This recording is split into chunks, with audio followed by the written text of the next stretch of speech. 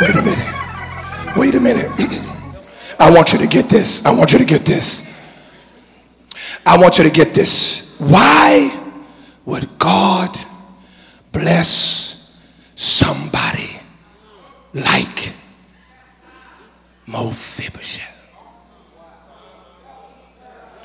Why would God choose somebody like you and me?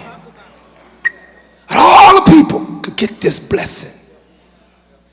See, you got to get this second announcement for your haters. Because they looking at you trying to figure out why it passed over them.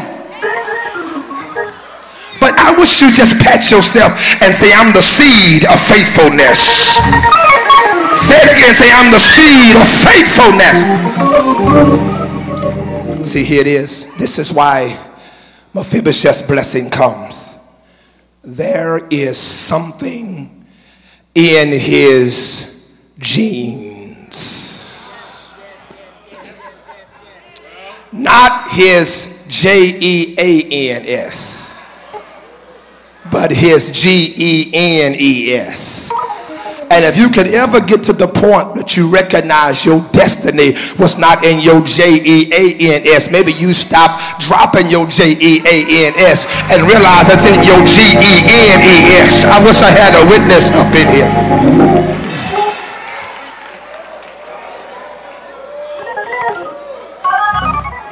Because Mephibosheth is about to benefit from the faithfulness of his father. This is what makes it unexpected, because he doesn't really get it that he's the seed of faithfulness. And that's why in verse 8, when he's standing before the king after receiving the promise, he says, but I'm just a dead dog. Who am I? Because he doesn't know his past. And that's why I've come to take authority over that spirit of low self-esteem. And I've come to remind you who you are. I've come to tell you that you are a royal priesthood.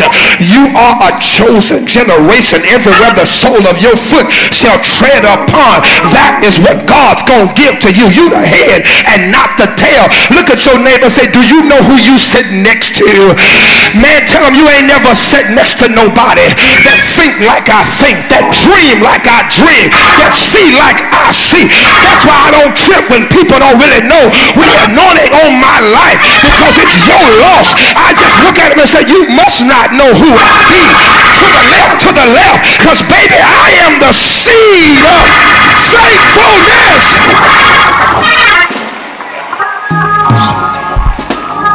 Jesus, I'm sorry.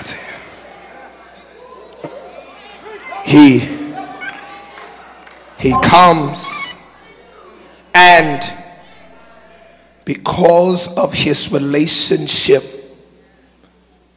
he is receiving the unexpected. I am the seed of the faithfulness of my father, my mother. I grew up in Shreveport, Louisiana, and I was in church at a young age. That's all I've ever known. Played the drums, and I watched my father, listen, I watched my father work every day. There never was a day in my life I never saw my daddy get up, not go to work. My daddy was an entrepreneur. He owned a house cleaning company. My mother was a retired school teacher now, but they were deaconess in the Mount Canaan church in Shreveport, Louisiana. And I watched my daddy write a tithe check out. We were poor, but I didn't know I was poor until I was an adult. I thought everybody ate spaghetti every day. I thought everybody had that one fan that you had to sit around and wait your turn. I thought everybody lit the pilot on the oven and called it heat. I don't know, maybe it's just me, but I didn't know we were poor. But I watched my daddy write a tithe check even when church folk broke his heart. He kept bringing us to church. And I never really saw the harvest, the physical manifestation of a harvest during his life. We never had a big house or anything when I was young. I never saw a nice car. I never saw any of that. But God blessed his children. God blessed his seed. And as a result, my God, he got 99 problems, but money ain't one of them today. Because he got some blessed children.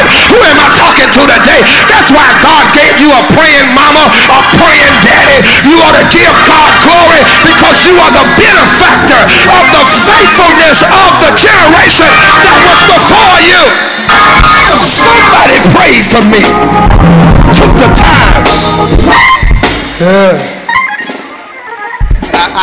I wonder, Archbishop, I wonder how then did we get in the family of the blessing? I mean, if Mephibosheth is the seed of faithfulness, how we get in the family? Well, it's an issue of genealogy.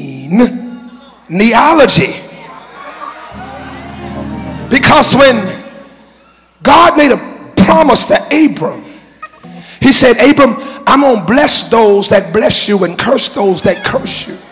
And all the families of the earth are going to be blessed because of what comes out of your seed. And so Matthew picked it up and said, well, Abraham begot Isaac, and Isaac begot Jacob, and Jacob begot Esrom, and Esrom begot Phares, and Phares begot Aminadab, and Aminadab begot Boaz, and Boaz begot Jesse, and Jesse begot Naasson, and Naasson begot Abihu, and Abihu begot Abiah, and Abiah begot Selitiah, Selitiah begot Zerubbabel, Zerubbabel begot Abiah, Abiah begot Mathan, Mathan begot Solomon, Solomon begot David, David begot Nathan, Nathan begot Jacob, Jacob begot Joseph, Joseph was married to Mary, and way down in Bethlehem, wrapped in swaddling clothes, Mary gave birth to the lily of the valley, the bright and morning star. And Jesus went from the cradle to the cross.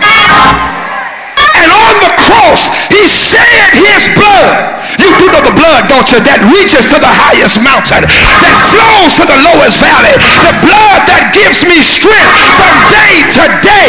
Well, baby, when Jesus shed his blood, I got in the bloodline. That's why I look at people and say, don't hate on me because it's in my blood. Touch your neighbor and say, I can't help I drive what I drive. Tell them it's in my blood. I can't help I live where I live. It's in my blood. I can't help I'm blessed going in and blessed coming out because it's in my blood.